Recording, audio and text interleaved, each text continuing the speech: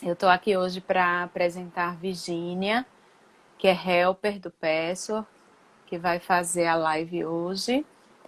E quero lhe desejar as bênçãos que o canal do Password, que a egrégora, né, possam estar lhe inspirando para que você nos presenteie com essa live de hoje. Olá, Dani, é um prazer estar aqui, enorme. Nós vamos falar sobre a palestra 147 do Patchwork, que é a natureza do homem e a natureza da vida. Mas antes eu queria convidar a todos para dar uma respiração profunda.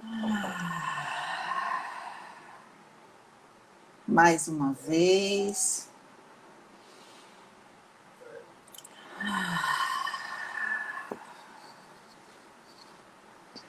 E eu quero convidar vocês, quem se sentir confortável, de fechar os olhos, para que nós possamos fazer a nossa abertura. Invocamos a presença da egrégora de luz, que sustenta os trabalhos do Patchwork.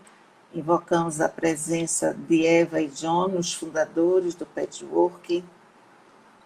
Invocamos Jesus e Maria e todos os benfeitores e guias pessoais de cada um aqui presentes, para que possa ajudar a abrir a mente e o coração para as informações e os ensinamentos que vão receber na noite de hoje, alguns novos para algumas pessoas que ainda não conhecem o Patchwork, e para que eu seja o canal dessa metodologia, dessa pleiade de luz, e que eu possa dar o meu melhor, que assim seja. Vou começar falando sobre o que a gente acha, o que é a vida, não é?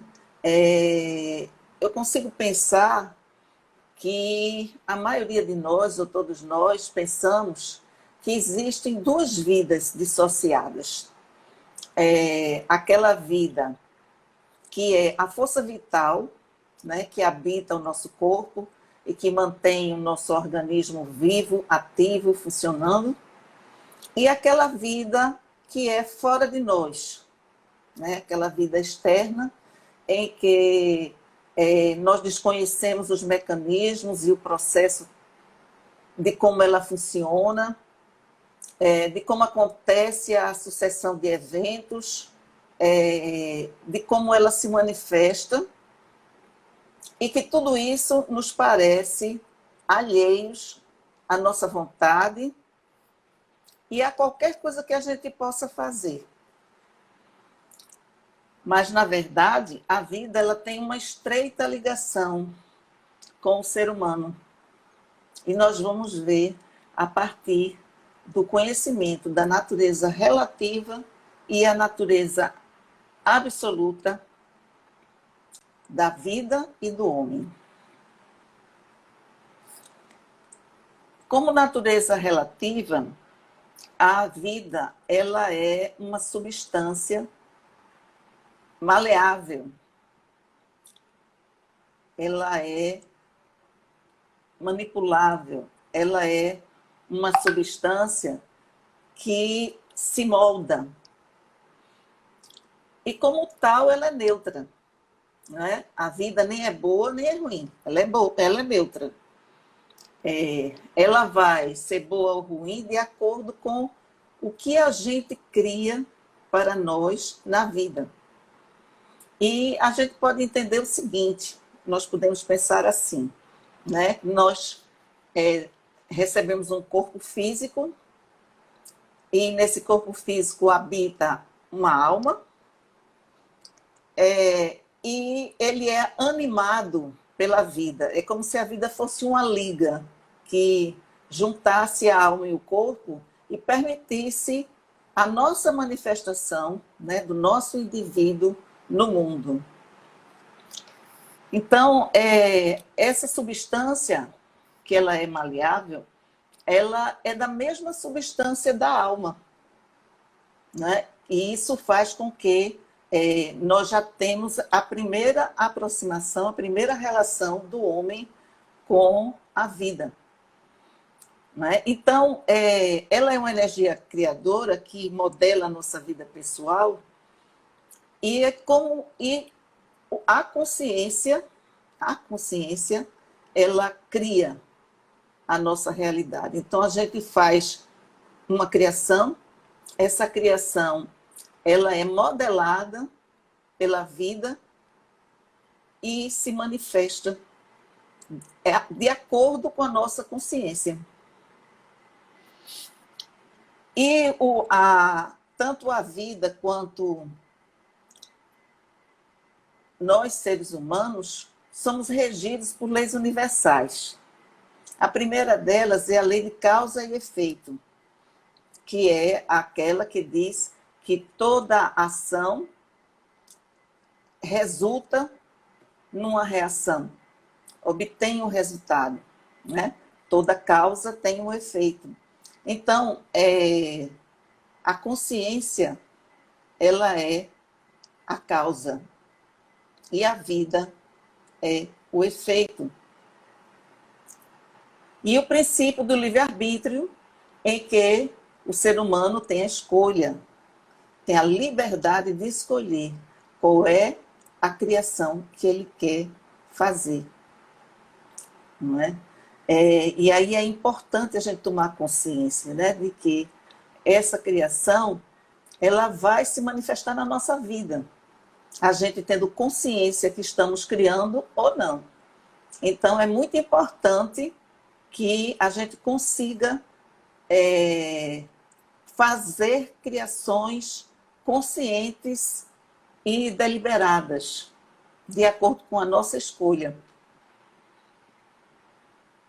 Então, a vida ela é boa ou ruim de acordo com o nosso grau de consciência. Né? Sob o ponto de vista absoluto, a vida e o homem, a consciência do homem tem possibilidades ilimitadas. Nós não usamos nem um centésimo das possibilidades que a gente tem a nosso dispor para criar coisas construtivas na nossa vida. E a gente vai saber por quê daqui a pouco. Por que que a gente fica tão restrito na criação, né? E a criação que ela é limitada é só a criação negativa. Por que isso? A criação positiva, ela é sutil, ela é fluida, e aí ela se expande ao infinito. Então, as possibilidades de uma criação boa, ela vai ao infinito, é ilimitada. Mas a possibilidade das criações negativas, graças a Deus, como ela é densa, ela se aproxima da matéria, essa criação negativa, a gente só pode criar dentro da existência, né? Que é a partir do período entre que a gente nasce e a gente morre, porque ela é densa, ela é material, né? Se aproxima do material, e por isso, quando a gente morre, a gente não pode mais continuar criando essas possibilidades. A vida ela é determinada por 3 elementos: movimento, consciência e experiência. O movimento é aquele impulso que nós temos externos em direção ao outro, ao relacionamento com a vida, com as coisas, com as pessoas, com a natureza. Né? Então, a vida é movimento. E a consciência como a gente falou, é aquela que cria, que modela a realidade na nossa vida. Né? E a experiência é a oportunidade que a gente tem de estar no mundo e estar experimentando as coisas do mundo e da relação com as pessoas. Então, a consciência cria, a vida dá forma e põe em movimento, né? Então, esse movimento, ele é autoperpetuador. Isso significa que na hora que a gente cria uma coisa e põe em movimento, ele segue indefinidamente o fluxo daquilo que a gente criou. E é por isso que a gente precisa ter consciência quando a gente cria, né? E ele gera uma reação em cadeia, porque aquela criação ela vai ter uma sucessão de eventos semelhantes àquilo que a gente criou, e nós não temos nenhum controle sobre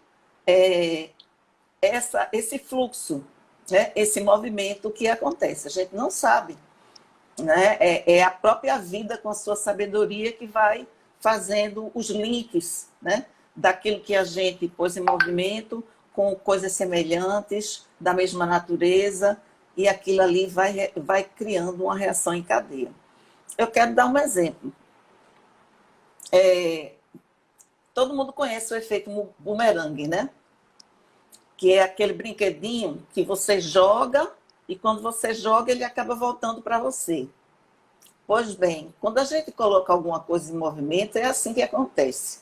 Só que não vem tão rápido como é o bumerangue, e aí quando chega, a gente se assusta e não consegue fazer nenhuma associação, né, do movimento que a gente fez de jogar o bumerangue e ele retornar para a nossa mão, né? Então, eu queria dar um exemplo aqui fictício, né? Vamos supor que uma pessoa, né, ela é atendida na emergência porque teve um infarto. O infarto foi decorrente de uma contrariedade, de algo que aconteceu e que aquela pessoa não aceitou, né? Então, foi uma reação à não aceitação da vida como ela é, e a pessoa teve um infarto. Em seguida, a essa pessoa estar sendo atendida, chega uma outra pessoa, né, que precisa urgentemente ser atendido. Mas não será porque só tem esse médico e o médico está atendendo aquela pessoa que teve um infarto. E ele acaba morrendo por conta disso. Essa pessoa, esse homem, ele deixa um filho, não tem família, não tem, já é órfão da mãe e fica órfão completamente, sem família, sem ninguém, e vai para uma casa de cuidados infantis, né? Vai para um abrigo infantil. E aí ele cresce sem o pai, sem a mãe, sem os cuidados, sem o amor, sem a orientação materna e paterna, e ele vai crescendo sem desenvolver a sua maturidade emocional. E aí ele já adulto encontra-se com essa pessoa, né, que supostamente tomou o lugar dele no hospital, do pai, né, tomou o lugar do pai no hospital, e aí essa pessoa vai ser o chefe dele. E esse chefe tem que lidar com uma pessoa temperamental, rebelde, que não aceita autoridade. E diante desse quadro, ele demite. E aí o efeito perpetuador é acentuado, né? Porque ele já deu o impulso primeiro, na hora em que ele, pelo fato de estar no hospital, o pai dele não ter sido atendido, e agora seria uma oportunidade para ele mudar o fluxo desse movimento, né? De um movimento positivo para um movimento negativo para um movimento positivo. Porque aí ele poderia compreender aquela pessoa, tentar orientá-la, né? Para que ela pudesse ter uma chance dentro do trabalho. Mas aí você pode dizer, sim, mas aquelas pessoas já tinham, era um destino dela. Aquela pessoa já estava na hora de morrer mesmo, né? E o filho, naturalmente, iria realmente passar por esse destino. Não é o evento em si que eu estou trazendo, não é? É a contribuição que aquela pessoa deu por ele ter criado uma criação negativa que foi a doença, que poderia ter sido evitada se ele tivesse uma aceitação melhor da vida. Então imagine, não é? É um evento que aconteceu quando aquele filho era uma criança e agora é adulto. E acabou chegando para ele depois de todos esses anos. Como é que ele poderia fazer uma associação, né? De que, para começar, ele não teria consciência nenhuma, né? De que os nossos atos têm consequências, né? Ainda que a gente não tenha consciência deles, os nossos atos têm consequência, né? Mas esse efeito e essa autoperpetuação, ela não é absoluta. Por quê? Porque à medida que a gente toma consciência de um movimento que a gente fez de uma criação negativa, a gente pode mudar o fluxo para um movimento positivo. A gente pode recuperar essa autoperpetuação de uma forma mais construtiva. E aí eu quero trazer agora a questão da consciência, criação e vida, né? Então a consciência, ela é feita de pensamentos, sentimentos, intencionalidade, atitudes e crença. E é esse conjunto de elementos que vai criar a nossa realidade. Então, quanto mais nós somos amadurecidos nesses aspectos, quanto mais nós ampliamos a nossa percepção daquilo que nós somos, mais a gente vai criar realidades positivas na nossa vida, né? Mais a gente vai construir uma vida satisfatória.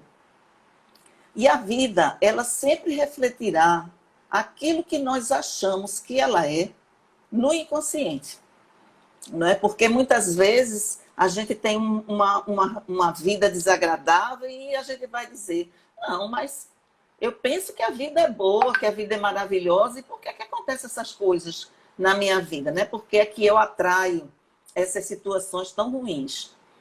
Simplesmente porque existem conceitos negativos no nosso inconsciente a respeito da vida. E a gente precisa entrar em contato com esses conceitos, trazer para o consciente, questioná-los, trabalhá-los, né? E convertê-los em conceitos e crenças positivas sobre a vida. E a forma de interação que nós temos com a vida é que vai determinar se as manifestações de nossa vida vão ser boas ou ruins, né? E a outra coisa em relação à crença é que ela é genérica. Ela generaliza, né? Então, quando a gente tem uma crença, quando acontece um evento semelhante ou igual àquele da qual a gente tirou conclusão, a gente vai tirar a mesma conclusão, que é uma crença, né? A gente vai aplicar aquela crença àquela situação. Então, eu queria trazer para vocês aqui alguns exemplos de crenças limitantes sobre a vida. Vida é o número de anos que a pessoa passa nesse planeta. Vida é a maravilha de existirem organismos com vida e que nós somos um deles. Vida é um significado específico ou o propósito de vida. Vida é uma vida rotineira que é preciso aguentar da melhor forma possível. A vida é essencialmente favorável. A vida é experimentada como uma força hostil ao homem e contra a qual é preciso se defender. A vida é neutra e indiferente ao homem. Então, a reação que nós tivemos a cada uma dessas afirmações, se identificando com umas e outras não, é que vai determinar a realidade da nossa vida. Então, crença limitante é a conclusão que nós tiramos de uma experiência negativa ou traumática. Pode ser também uma crença herdada, aquele conceito que nós herdamos dos nossos pais, dos nossos avós, que passou de geração para geração. Como também pode ser aquelas que são ancestralmente transmitidas através do inconsciente coletivo, né? Aquelas crenças populares, né? Seria interessante que cada um que estivesse escutando agora, depois escrevesse as crenças que vocês se lembram. Eu me lembrei de um agora, não sei porquê. Água mole em pedra dura, tanto bate até que fura. Né? O que é que essa crença pode trazer para mim? Né? Do lado positivo é a persistência, a determinação, né? A constância naquilo que a gente deseja. Mas no lado negativo, essa crença também é de obstinação, de teimosia, de voluntarismo, né? De fazer, eu quero porque quero, então eu vou continuar fazendo aquilo. Né? E faz muito sentido comigo, porque eu sou muito teimosa. Então, as crenças mais comuns que as pessoas interiorizam é: viver é difícil e a vida é injusta. Quantas vezes a gente fala isso e a gente não sabe que falando isso a gente está construindo uma realidade ruim para a nossa vida. Então, outras crenças também que a palestra traz. A vida é inimiga, o processo da vida não é seguro nem sábio, a gente não confia no fluxo da vida. A realidade final da vida e de si mesmo é negativa, ou seja, a gente acha que se a gente for investigar quem nós somos, aprofundar o conhecimento de quem a gente é, no final de tudo, a gente vai chegar à conclusão que só somos a negatividade, né? Que é uma grande ilusão, mas que isso faz como um obstáculo para a gente não querer entrar em contato conosco. Os sentimentos são inaceitáveis e perigosos, não é? Essa crença muitas vezes vem justamente pelo efeito de uma reação que nós tivemos e que tem reprovação.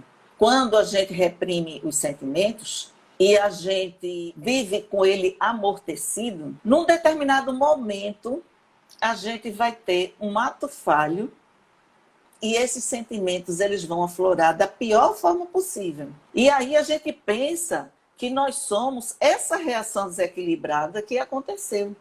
Mas, na verdade, nós não lidamos com os sentimentos, não fomos educados a educar os nossos sentimentos e é por isso que ele transborda dessa forma.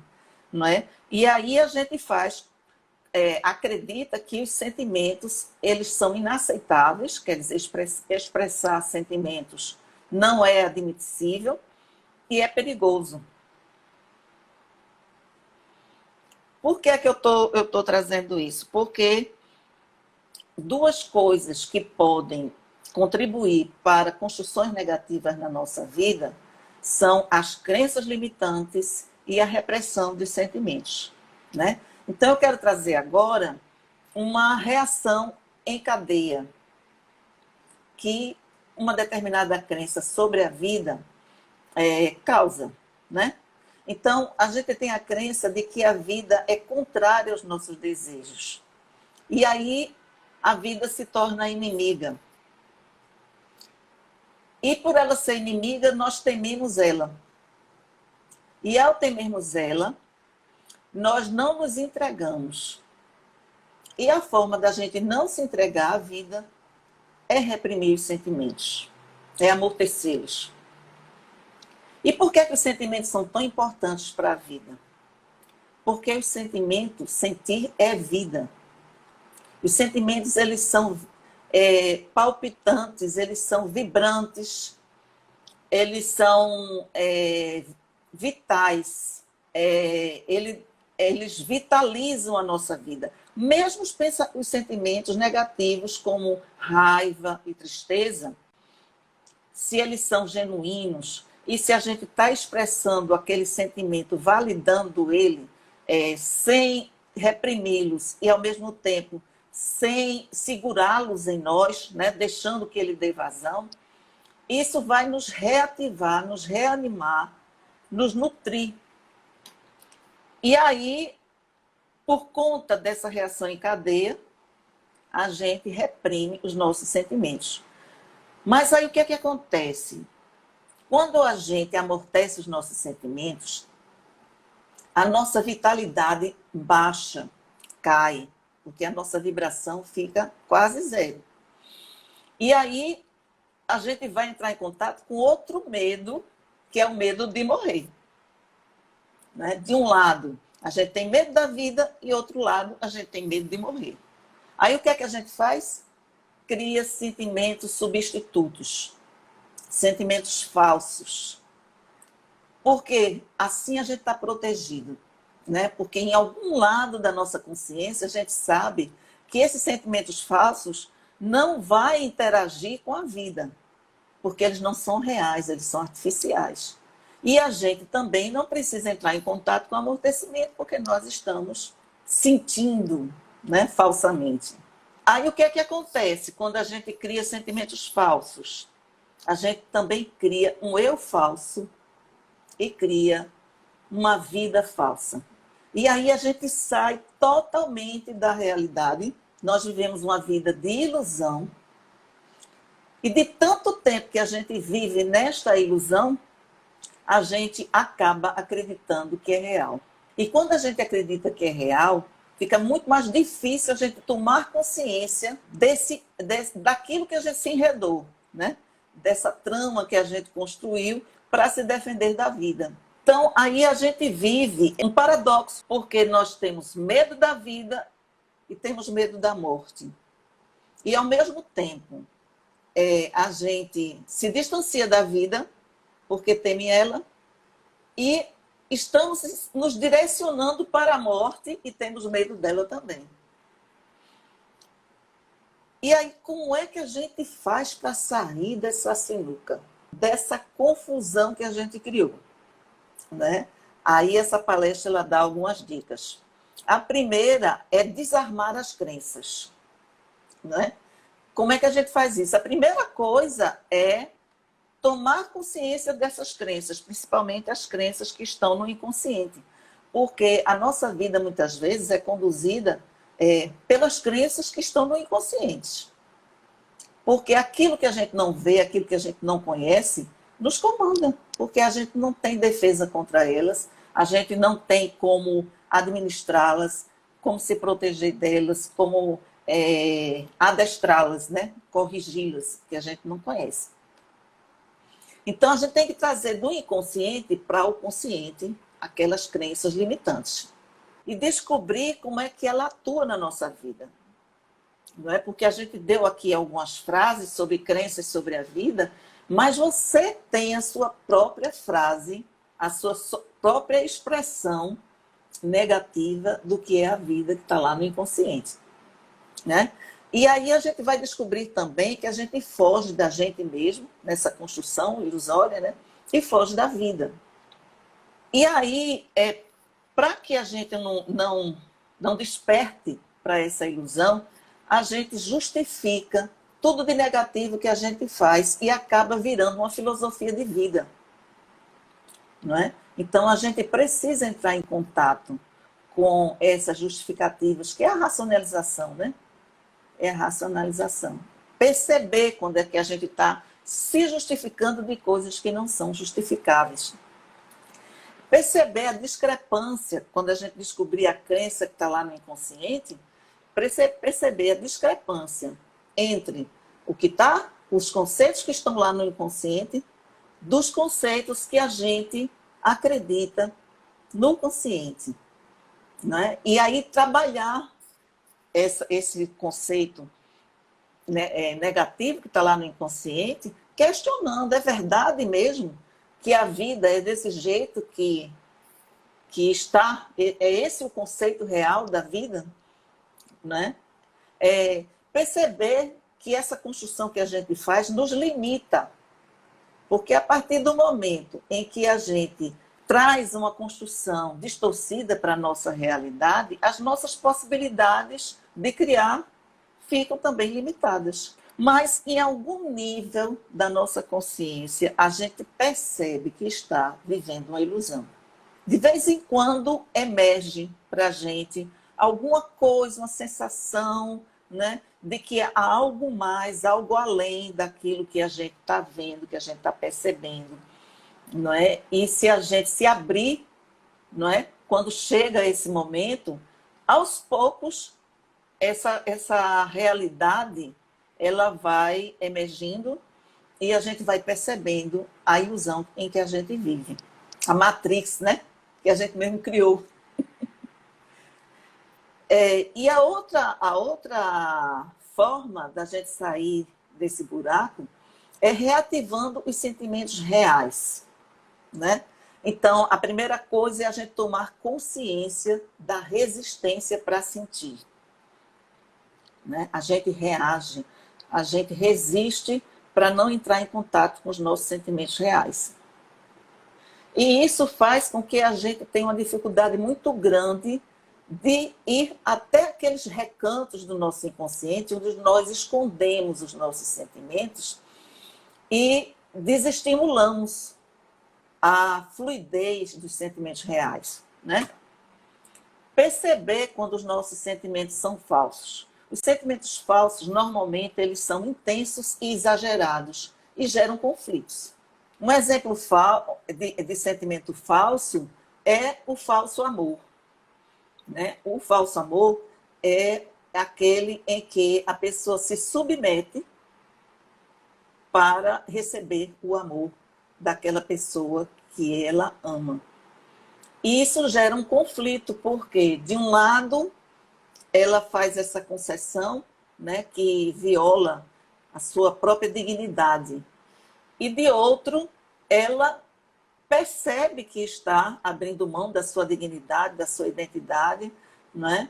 Então, esse amor, ele não é harmonioso, é um amor conflitante, é um amor angustiante, não é? Mas muitos de nós, em algum momento na nossa vida, a gente já trabalhou dessa forma, né? Se submetendo para ter um ganho de alguma natureza, né? Mas é um sentimento falso. E descobrir a insatisfação e a infelicidade. Nós, como estamos nessa construção e não queremos entrar em contato com a realidade, e a gente sabe que essa construção é insatisfatória e nos gera infelicidade e descontentamento, a gente esconde de nós mesmos que nós não estamos satisfeitos com essa realidade. Porque a partir do momento que insatisfação e infelicidade é um sentimento, e a gente amorteceu todos eles, também amortece a insatisfação e a infelicidade. Então a gente precisa descobrir onde é que está escondida a nossa insatisfação e a nossa infelicidade. Os sentimentos, eles são sempre os reais, né? Eles são sempre afirmativos, vibrantes, pulsantes, positivos, plenos de significado, assim como é a essência da vida. Um sentimento real nunca vai nos desvitalizar. Então, aqui tem algumas perguntas e afirmações que a palestra faz que também ajudam para a gente descobrir, né, essa armadilha que a gente construiu. Antes, eu gostaria de dizer que essas distorções que a gente está trazendo não acontecem em todas as áreas da nossa vida, não.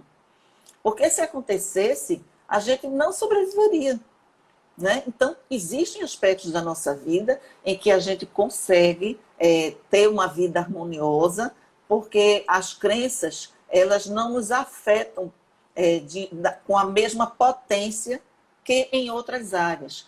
E a gente consegue sentir sentimentos reais em algumas áreas da nossa vida, e em outras não. Então, tem algumas perguntas que ajudariam e que seria bom, né, eu dizer aqui para que vocês pudessem refletir. Quando vocês estiverem sentindo alguma coisa, vocês se perguntam: será que eu realmente sinto isso? Será que eu não estou fugindo de mim? Será que eu não estou fingindo? Em que área da minha vida eu nego a vida? E como eu faço isso? E aí, quando vocês já tiverem algumas respostas sobre isso, vocês podem afirmar: sim, é isto. Aqui estou eu em estado negativo. Aqui estou eu negando ao invés de afirmar. Aqui eu expresso esta negação desta forma ou daquela maneira específica. Desejo tomar consciência de como manipulo minhas emoções. Quero enfrentar a verdade. Difícil, né, a gente dizer isso? Mas é importante. Quero ver a essência. E o essencial é ver a minha não-vida, que é a ilusão, e ver o não-sentimento. Só assim terei vida e sentimentos reais. Só assim terei profunda satisfação, independente do que ocorra no exterior. Ao viver a realidade, acabarei por me adaptar e me moldar a uma forma totalmente nova. Isso me faz lembrar uma passagem do Evangelho que diz: conhecereis a verdade e a verdade vos libertará. Nós temos um mecanismo que é um aspecto da nossa consciência muito útil para esse processo de investigação, que se chama eu observador. Esse eu observador, ele permite que a gente se distancie mentalmente e emocionalmente e seja espectador de nós mesmos.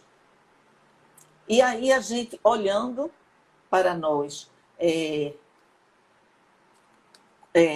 com neutralidade, sem crítica, sem julgamento, a gente vai observar os nossos movimentos, a gente vai observar os nossos sentimentos, a gente vai observar as nossas reações, as respostas que nós damos aos eventos da vida. E isso vai trazendo clareza para o que está na sombra, para o que está no inconsciente. E trazendo luz, a gente dissolve as sombras. Não é? Então, o primeiro processo do nosso caminho de investigação é esse. É trazer luz para o que está no inconsciente.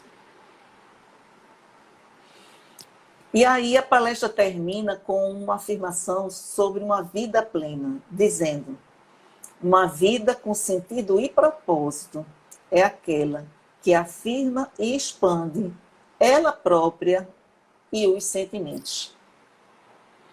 E assim eu termino, né, a minha apresentação sobre essa palestra e peço para que vocês mais uma vez respirem, para que a gente possa fazer o encerramento desse trabalho. Respirem fundo. Deviam estar respirando durante a palestra toda, e eu esqueci de dizer. Que eu acho que está todo mundo com a respiração suspensa, porque foi muita coisa impactante que foi dita, né? Vamos respirar de novo.